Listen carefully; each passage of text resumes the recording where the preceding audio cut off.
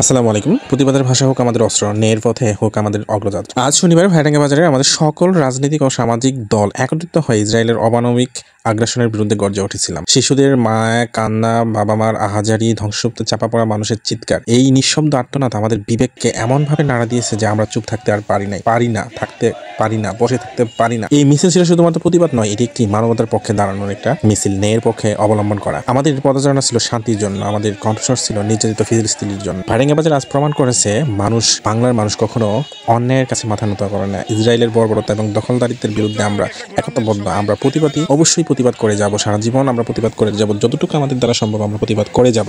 আসুন আমরা সবাই মিলে শান্তি ও মানবাধিকারের পক্ষে কথা বলি, ইসরায়েলের আগ্রাসনের বিরুদ্ধে রুখে দাঁড়াই।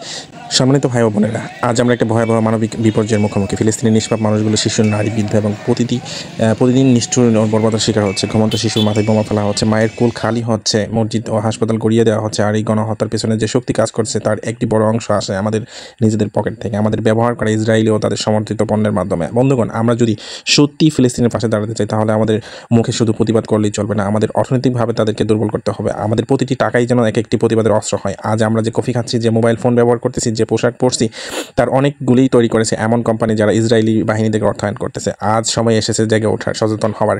আজ সময় এসেছে আমাদের পণ্য বেছে নেওয়ার পিছনে বিবেকের ব্যবহার।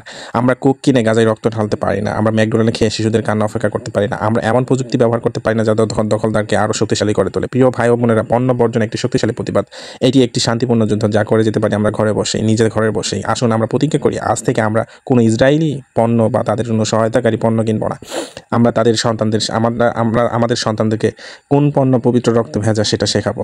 আমরা বিকল্প দেশীয় ন্যায্য পণ্য যেটা আছে সেটা বেছে নেব। এটাই আমাদের প্রতিবাদ, এটাই আমাদের দায়িত্ব। মহান আল্লাহ কবুল করুক, মুসলিম ফিলিস্তিনিদের পাশে দাঁড়ানোর তৌফিক দান করুক আমাদেরকে।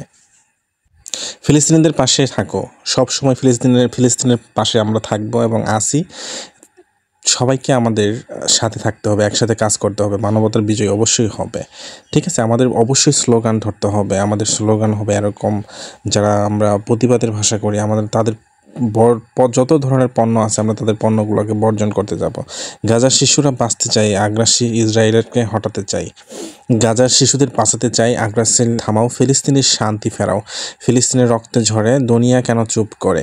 ইসরায়েলের মানে সন্ত্রাস, এর বিরুদ্ধে প্রতিরোধ আবশ্যক। একটাই দাবি, ইসরায়েলের বর্বরতা বন্ধ করো। আমরা সবাই এক কাতারে ফিলিস্তিনিকে মুক্তি করেই ছাড়বো আজ।